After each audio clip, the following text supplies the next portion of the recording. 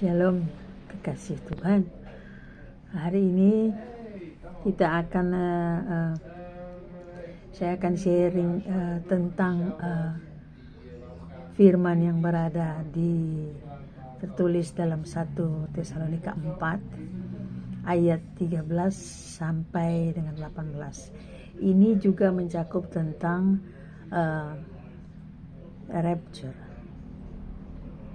bagi gereja Tuhan, anak-anak Tuhan.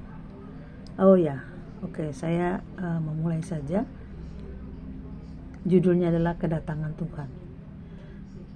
Selanjutnya, kami tidak mau saudara-saudara bahwa kamu tidak mengetahui tentang mereka yang meninggal, supaya kamu jangan berdukacita seperti orang-orang lain yang tidak mempunyai pengharapan. Karena jikalau kita percaya bahwa Yesus telah mati dan telah bangkit, maka kita percaya juga bahwa mereka yang telah meninggal dalam Yesus akan dikumpulkan Allah bersama-sama dengan Dia. Ini kami katakan kepadamu dengan firman Tuhan. Firman Tuhan, kita yang hidup, yaitu kamu dan saya, yang masih tinggal sampai kedatangan Tuhan, sekali-kali tidak akan mendahului mereka, keluarga kita, saudara kita, orang tua yang telah meninggal. Jadi kita akan tetap hidup. Tetapi dengar dulu, sebab pada waktu tanda diberi, Tuhan akan memberikan tanda, yaitu pada waktu penghulu malaikat berseru, akan ada malaikat yang berseru, dan itu akan kita tahu. Dan sangkakala Elohim berbunyi, akan ada sangkakala yang ditiupkan. Itu ada pada 7 trompet. Itu ada di Wahyu. Pada waktu sangkakala Elohim berbunyi, maka Tuhan sendiri akan turun dari surga, dan mereka yang mati dalam Kristus akan lebih dahulu bangkit. Itu adalah pengangkatan, dihidupkan kembali. Mereka yang sudah mati, yang tulang-tulang kering, itu dibangkitkan kembali. Sesudah itu, kita yang hidup, saya dan kamu dan kita semua yang masih hidup, akan lebih dan turun dari sorga yang mati dalam Kristus lebih dulu bangkit. Sesudah itu, kita yang hidup, yang masih tinggal di bumi, akan diangkat bersama-sama dengan orang yang sudah mati diangkat. Berarti akan ada pengangkatan. Diangkat bersama-sama dengan mereka yang sudah meninggal, dibangkitkan menuju dalam awan. Jadi kita akan mengalami pengangkatan, menyongsong Tuhan di angkasa. Itulah yang dinamakan pengangkatan gereja Tuhan, dan orang yang mati yang bangkit pun kita akan bersama-sama dengan mereka. Dengan mereka dalam awan menyongsong Tuhan di angkasa. Di angkasa, dan itu kita akan ditempatkan di Paradise, di Firdaus. Demikianlah kita akan selama-lamanya bersama dengan Tuhan. Kamu dan saya, kita orang-orang percaya, orang yang sudah mati dibangkitkan, keluarga kita, saudara-saudara kita akan bersama-sama di Firdaus bersama Tuhan. Karena itu, hiburkanlah seorang akan yang lain dengan perkataan-perkataan ini. Jadi sudah jelas.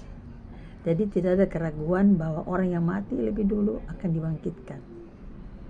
Disitulah yang dibilang pengangkatan.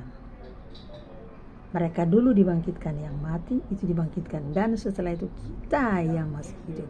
Jadi ingat, tubuh kemuliaan kita akan terima dari Tuhan jika kita hidup dengan kehidupan yang benar, yang sesuai firman Tuhan, melakukan firman, hidupnya sudah dirubah, hidup di dalam pertobatan.